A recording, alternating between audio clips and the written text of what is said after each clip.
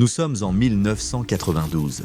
Un homme dans la trentaine reçoit un appel téléphonique. Au bout du fil, un courtier avec un accent très marqué du New Jersey, il lui propose une action valeur sûre, sur le point d'exploser. L'homme, Tom Corney, un entrepreneur de l'Illinois, hésite. Mais le discours est tellement convaincant, trop tentant pour passer à côté.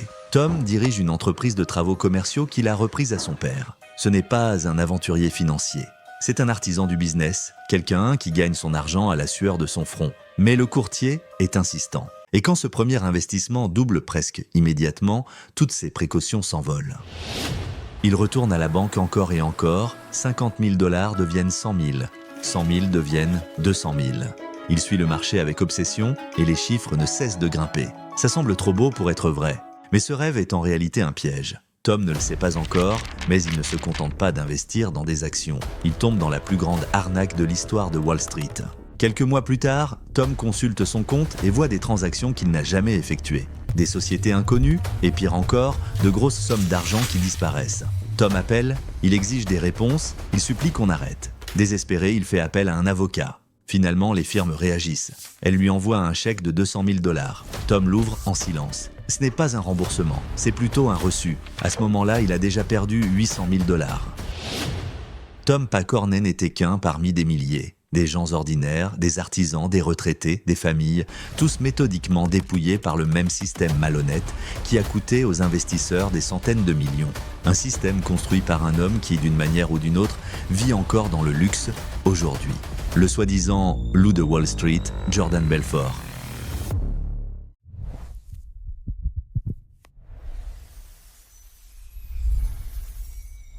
Wall Street 1987. Jordan Belfort a 25 ans, il est brillant, ambitieux mais fauché. Il décroche un poste de stagiaire chez L.F. Rothschild comme courtier en formation. Le rêve, devenir riche en vendant des actions à des millionnaires. Mais à peine quelques semaines plus tard, c'est le lundi noir. Le plus grand krach boursier en une seule journée de l'histoire, Rothschild s'effondre et Belfort est licencié. Pour beaucoup, ce serait la fin de l'histoire. On baisse les bras et on cherche une autre carrière. Mais pas pour lui, il pivote. Il accepte un poste dans une petite société de Long Island spécialisée dans les penny stocks. Des actions à bas prix, de sociétés que personne ne connaît. La plupart sont sans valeur, mais les commissions sont énormes. Les courtiers peuvent garder jusqu'à 50% de chaque vente. Et avec ces penny stocks vient quelque chose de bien plus précieux que le profit, la liberté. À l'époque, le marché hors cote était peu régulé. Et ceux qui savaient manipuler les actions pouvaient réaliser des profits gigantesques avant que la réalité rattrape le cours. C'est là que l'idée lui vient. Si Belfort peut appliquer les techniques agressives et à haute pression de Wall Street au penny stock, il peut construire un empire. En 1989, à seulement 27 ans, il le fait. Avec son associé, Danny Porush, ils créent leur propre société de courtage, Stratton Oakmont. Et ça explose. En quelques années, Stratton fait entrer des sociétés en bourse, engrange des millions et domine le marché OTC. C'est la plus grande société de courtage hors cote du pays. OTC, pour Over the Counter, signifie que Stratton opérait dans l'ombre, pas des géants cotés avec une surveillance stricte, mais des actions inconnues, bon marché, volatiles et faciles à manipuler. Exactement le type de marché où une arnaque comme celle de Belfort pouvait prospérer. Stratton Oakmont a aidé au moins 35 sociétés à entrer en bourse. Belfort est devenu multimillionnaire avant ses 30 ans. De l'extérieur, c'était un ascenseur pour Wall Street, un jeune génie qui construit un empire à partir de rien. Mais à l'intérieur, c'était tout autre chose, rien n'était basé sur un vrai succès et les gens au bout du fil, ils étaient sur le point de tout perdre. Au cœur du modèle économique de Stratton Oakmont se cachait une mécanique aussi simple que dévastatrice, le pump and dump. Tout commençait par un appel à froid. Un jeune courtier sûr de lui contactait un investisseur sans méfiance, souvent issu de la classe moyenne. On lui vendait une opportunité en or, une entreprise soi-disant prête à exploser, la chance de se placer avant tout le monde. Mais ce que le client ignorait, c'est que la partie était truquée dès le départ. Dans la salle de vente, les jeunes courtiers hurlaient dans leur casque. Chaque argumentaire suivait un script répété jusqu'à l'obsession. Chaque objection avait sa réponse préparée. Chaque hésitation devenait un signal pour insister encore plus. Ces vendeurs n'étaient pas seulement formés à convaincre, ils étaient dressés à ne jamais accepter un non. La plupart des actions qu'ils proposaient n'étaient que des titres sans valeur soigneusement choisis par Stratton Oakmont. Avant même de lancer les appels, la firme achetait discrètement d'énormes volumes d'actions bon marché et peu échangées. Pas directement à son nom, bien sûr, Elle passait par des trous à rats, des complices de confiance qui achetaient et détenaient les titres pour masquer les traces. Aux clients, chaque action était présentée comme une opportunité exceptionnelle, un privilège réservé d'ordinaire aux ultra-riches. Pour l'investisseur, c'était l'illusion de mettre la main sur le futur Microsoft ou IBM. Et au début, Stratton s'assurait que l'illusion paraisse réelle. Les cours étaient si bien manipulés qu'ils semblaient garantis de grimper. Un placement de 10 000 $ pouvait rapidement devenir 30 000. Ça ne ressemblait pas à une arnaque, ça ressemblait à une réussite. Résultat, la confiance. Les clients commençaient alors à investir plus. Certains prenaient des prêts, d'autres liquidaient leurs économies ou leurs retraites. Mais une fois l'argent placé, il ne ressortait plus. Dès qu'un investisseur essayait de vendre, les courtiers gagnaient du temps. Appels ignorés, transferts sans fin, parfois refus pur et simple d'exécuter l'ordre. Pendant ce temps, les trous à rats écoulaient leurs actions en masse.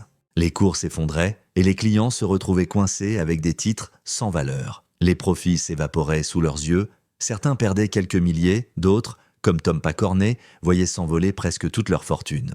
Ce n'était pas une arnaque ponctuelle mais une véritable machine. Stratton répétait le procédé encore et encore, société après société. À l'extérieur, Stratton Oakmont donnait l'image du futur de Wall Street. La firme était en plein essor, les téléphones ne cessaient de sonner. Les courtiers, jeunes, riches et infatigables, arboraient des costumes de luxe, roulaient en voitures exotiques et faisaient la fête comme des rockstars. Au centre de tout cela, Jordan Belfort, un millionnaire autodidacte symbole de réussite, adoré par ses équipes, couvert par les médias et cru par ses clients. Car qui soupçonnerait une fraude dans une entreprise qui semblait briller aussi fort? Stratton Oakmont participait même à des introductions en bourse légitime, comme celle de la marque Steve Madden. De quoi renforcer encore sa crédibilité. Mais derrière le rideau, c'était le chaos. Les bureaux ressemblaient à un cirque. Stripteaseuses, drogue, champagne en plein après-midi. Les courtiers s'enrichissaient en mentant et plus ils mentaient efficacement, plus ils étaient récompensés. Belfort n'avait pas seulement construit une entreprise, il avait bâti une secte. Une salle des ventes où la seule règle était la cupidité, où s'enrichir vite était la norme, même si cela signifiait détruire des vies. Mais alors que les fêtes s'enchaînaient et que l'argent coulait à flot, les plaintes commençaient à s'accumuler. Des mouvements de cours inhabituels attiraient l'attention des régulateurs. Loin du champagne, quelqu'un commençait à observer. La SEC, le gendarme des marchés financiers américains, et la NASD, l'organisme qui surveillait les courtiers, suivaient Stratton depuis des années. En 1996, ils tranchèrent. Stratton Oakmont fut radié à vie du secteur. Une condamnation à mort. Sans licence, plus d'appels, plus de vente d'actions, plus d'introduction en bourse, la fête était finie. Les régulateurs qualifièrent Stratton Oakmont de l'une des pires firmes qu'ils aient jamais vues. Mais la fermeture n'était que le début. La SEC transmit le dossier au FBI, accompagné d'années de soupçons, de témoignages et de preuves. L'affaire fut confiée à l'agent spécial Gregory Coleman, spécialiste des circuits d'argent sale. Et ce qu'il découvrit ressemblait à une scène de crime financier. Même disparue, Stratton laissait derrière elle une trace encore chaude.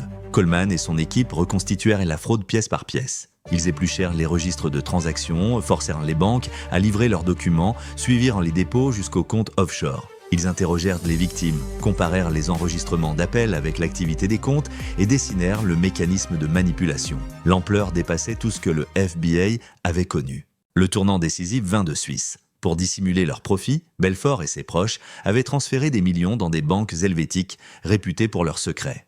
Pendant des décennies, ces établissements avaient servi de refuge aux criminels du monde entier.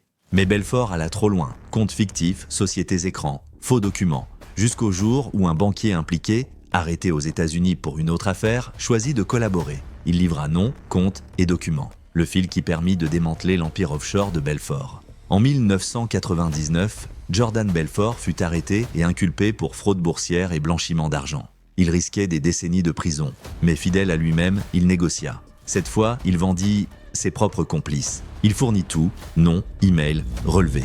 Et les arrestations s'enchaînèrent. En 2003, il fut condamné à 4 ans de prison. Il n'en purgea que 22 mois. 22 mois pour avoir volé plus de 100 millions de dollars, pour avoir ruiné plus de 1500 personnes. Puis il sortit et transforma son passé en marque. Conférencier, auteur à succès, globe-trotter. Il fit fortune en donnant des conseils sur la vente et la persuasion, les mêmes armes qui avaient nourri son escroquerie. Aujourd'hui, Jordan Belfort est libre. Il vit confortablement, investi, et sa fortune est estimée à plus de 100 millions de dollars. Pendant ce temps, Ses victimes, retraités, petits entrepreneurs, des gens comme Tom Pacornet, attendent toujours. Tom a perdu 800 000 $ avec Stratton Oakmont. Il a reconstruit son entreprise, payé les études de ses enfants, mais le rêve d'une retraite paisible a disparu. Et il sait exactement qui le lui a volé. Belfort a été condamné à rembourser 110 millions de dollars. En 2013, à peine 10 millions avaient été récupérés, surtout grâce à des saisies. Et encore aujourd'hui, personne ne sait combien a été restitué. Quand on lui demande en 2022 combien il a effectivement remboursé, voici sa réponse. Ça n'a pas d'importance, je ne sais pas. On est plusieurs à payer, les documents que vous lisez sont frauduleux. Bref, c'est une perte de temps d'en parler. Il était autrefois obligé de reverser 50% de ses revenus. Mais cette obligation a pris fin avec sa libération conditionnelle. Aujourd'hui, il ne doit plus payer que 10 000 $ par mois. À ce rythme, il faudrait plus de 800 ans pour que les victimes récupèrent leur argent.